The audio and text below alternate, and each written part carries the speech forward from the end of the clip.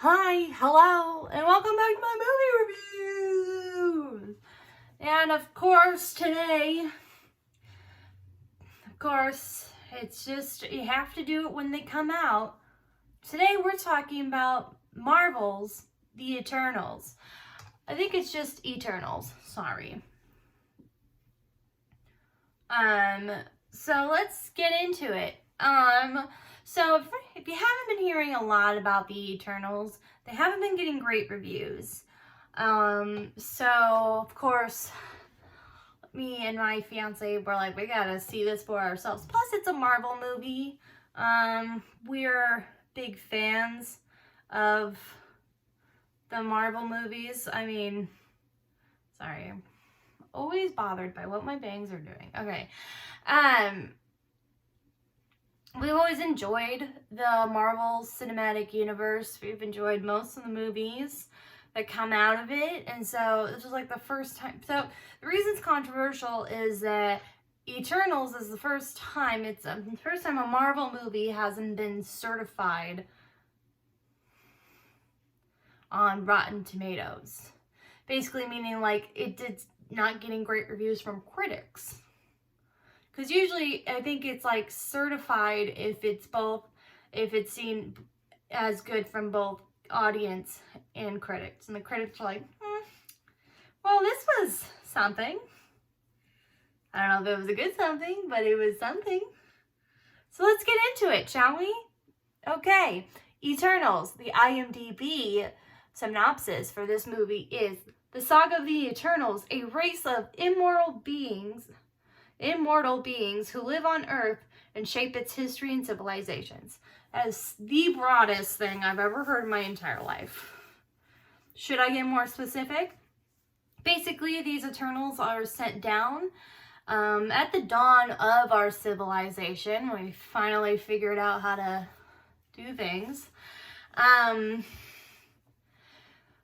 They come down, really what they come down to Earth to do is to save the people from these alien type creatures called deviants.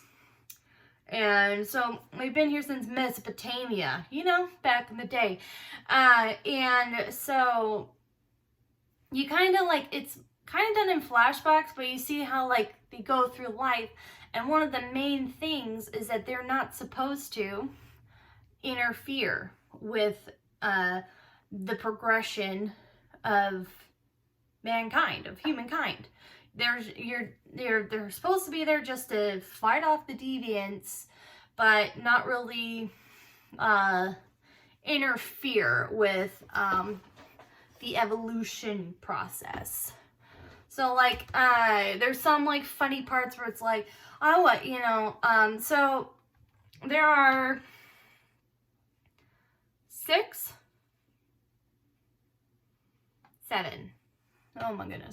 7 Eternals. We have Cersei, Icarus, Thena, Ajax, Kinjo, Sprite, Phastos, oh my gosh, Makari, and Druig. 1, 2, 3, 4, 5, 6, 7, 8, 9. Okay. Oh, and Gilgamesh. Because I can freaking count, everyone. Wait, what? Bill Skarsgård was in here? Oh my god, I'm going to look that one up. Because I didn't know Bill was in here. What the heck, Bill? What the heck? Okay, anyways, sorry. I got distracted. So there's 9 Eternals, okay? And they're called Eternals because they're immortal. They can't die. And a lot of them, after a while, struggle with the idea of not interfering. And they kind of split off at some point because they're like, hey, we're going to be here for a while. Maybe try to enjoy this thing we call human life. But of course, a big bad comes around, and they have to reunite to bring down the big bad. That's as much as I'm trying to give, because of course, the whole idea is I want you to go see the movie yourself. So, okay, so here's the first thing. This is not my favorite Marvel movie, okay? There have been other Marvel movies that have come out this year that are way better than this movie. Let that sink in for a minute. I'm just kidding. Don't let that sink in. First of all, I think Black Widow was a better movie, and I also think that Shang-Chi was way better than this. Now, so one of the there are good things about this movie, and then there's bad things about this movie. The good thing about this movie is the director. The director is Chloe Zhao, I think is how you say it. Sorry if I pronounced that wrong. Chloe Zhao. And she actually just won an Oscar this year. Imagine that. Won an Oscar this year for No Man Land. She wrote and directed No Man Land, which is also a great movie. I don't know if it should have won, but well, that could be a take for another time. I thought there were better movies, but like visually, No Man Land was visually beautiful, and then on top of that, the characters in it were really good. And that's what I'm seeing here, is that Chloe was able to like get human history right, which is always great.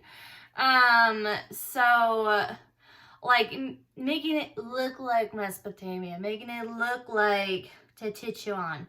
And I did not say that right. I did a whole freaking museum exhibit on Tetichuan, and I still can't say it right.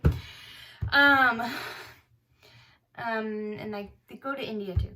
But now I feel like I just brushed that under the rug, but I don't remember where they went, so that's why. But she had like a really good sense of like what it should be like, what it should look like, where like evolutionary wise human race is. So she did a really good job of making it look really good without the CGI, which is probably Marvel's biggest sin, is that they always use CGI, and I get it. I mean, CGI can literally make anything come to life, but I don't know. But you can't always rely on CGI, and I think that's probably what the Eternals were trying to do. Like, hey, let's give you a superhero movie where we don't rely on CGI. And now everyone's like, well, I think you needed some. I don't think this was as good as you thought it was, Chloe. But I thought it was visually beautiful, and on top of that, characters are first of all, the characters are very diverse, which everybody loves. Everyone loves a good diverse cast. Diversity in race, diversity in abilities, diversity in orientation, all of it. You got everyone kind of doing their own thing. But then also the character development in some of the characters was really, really well done. And you really felt for these characters who like, they've been living forever. And they've had to see things that they probably don't want to see. Things they've never wanted to do, you know? So, you know, they have a lot of burden on them. And I just feel like, she did a really good job of showing the burden that they were feeling, and then on top of that, showing the character development that they're having. Now, that's probably where it stops. There are some characters that I could not stand. Sprite, for one of them. First of all, Sprite is named that because she literally is like the size of a Sprite, and she's like, I think she's supposed to be like 15, 16 years old. Like, that's the age that she is and is always going to be. So she's got that teenager mentality that you're just like, hey, the world's not about you, honey. It ain't about you. Move on. Okay? We got bigger things to worry about than your feelings. Okay, that's not true. We need to handle the feelings, but like, what she does, like, in the end, just kind of like, okay, we're not gonna grow up. Okay, you know what? It was, like, giving me really big teenager vibes, and I was like, I didn't need that. Because most of the superheroes, of course, are, like, at least drinking age. So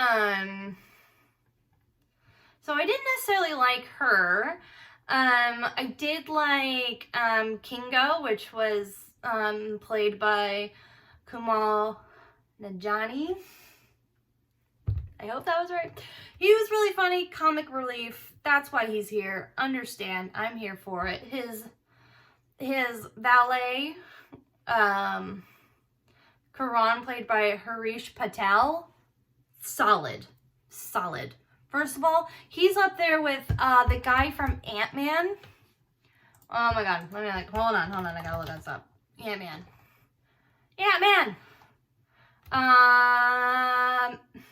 Michael Pena.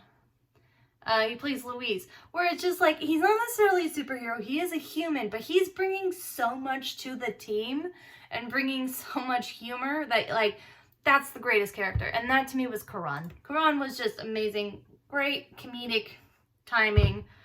What more could you need? You know what I'm saying? What more could you actually need?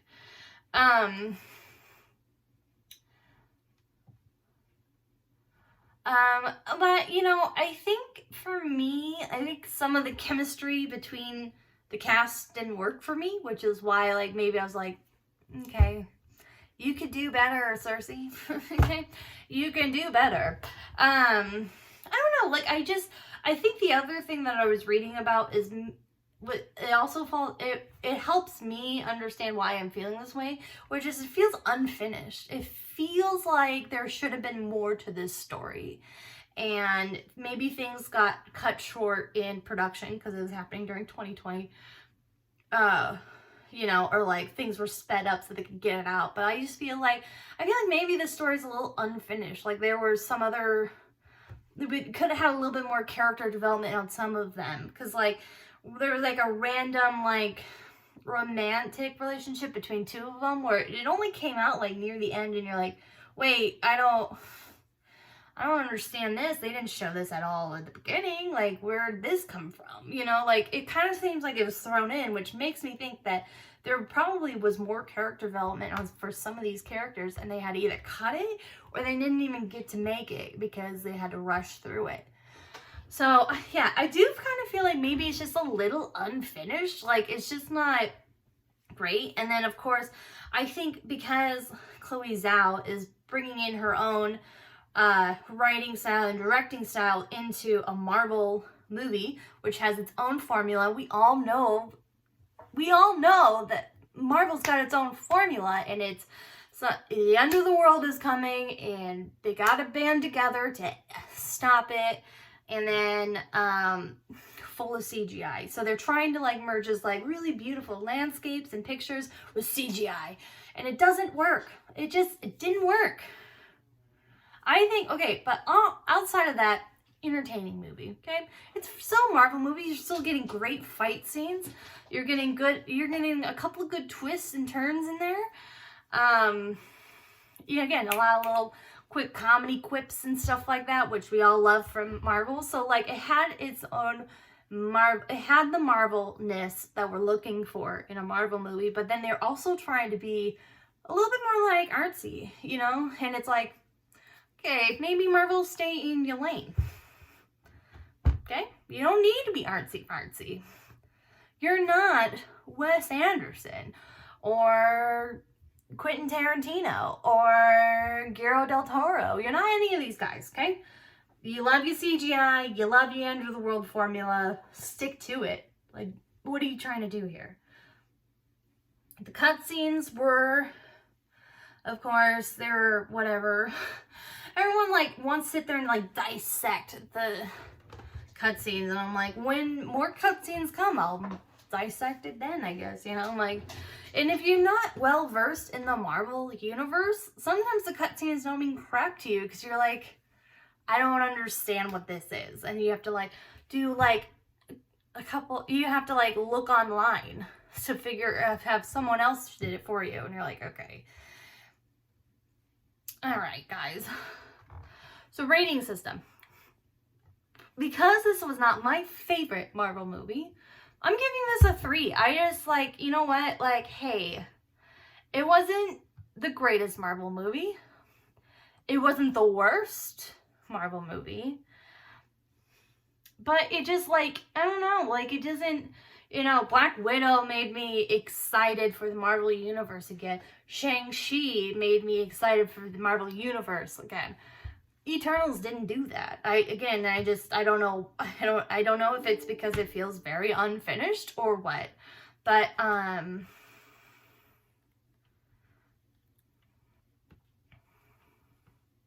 yeah.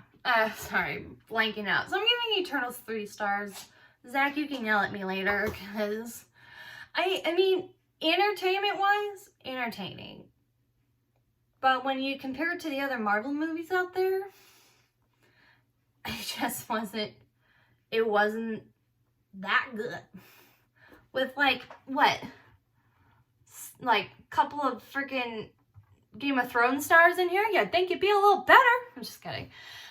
Just kidding. You got some heavy hitters on this cast, and I felt like the movie was a little wasted. That's all. But shout out to Lauren Ridloff, who is the first deaf actress in a Marvel movie, and she did amazing in that. I just had to shout that out because I thought that was just so cool, to be honest. And like, you know, just because you can't talk doesn't mean that you can't act. It doesn't mean that you can't provide a good performance, and she did. So I'm giving a shout out to Lauren Ridloff. You're giving 5 stars from me, girl. And yeah, so that's Eternals. 3 stars. Take that home and tell your parents. I'm just kidding, don't do that. I will be back with another movie review soon, because I'm going to go see Antlers later today, which is a Guillermo del Toro movie, so hold on to your butts, and I'll be back next time.